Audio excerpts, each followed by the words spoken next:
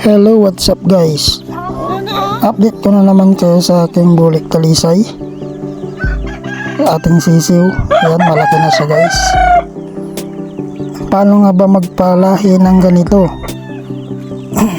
Madali lang guys magpalahi ng talisayan na bulik. Mag-cross ka lang ng inahin na bulik tapos broadcock na talisayan.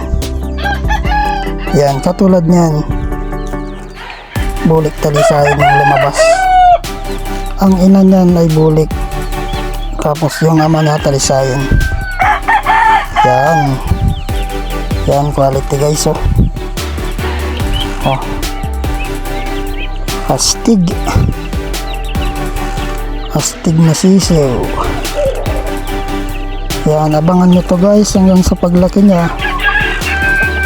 At i-update ko kayo hanggang sa paglaki. Ito pinakawalan ko siya para makapagkaskas.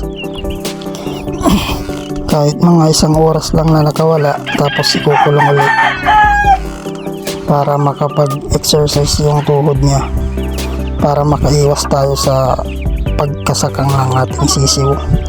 Pag laging nakakulong, masasakang po yan kung hindi niyo ilalabas.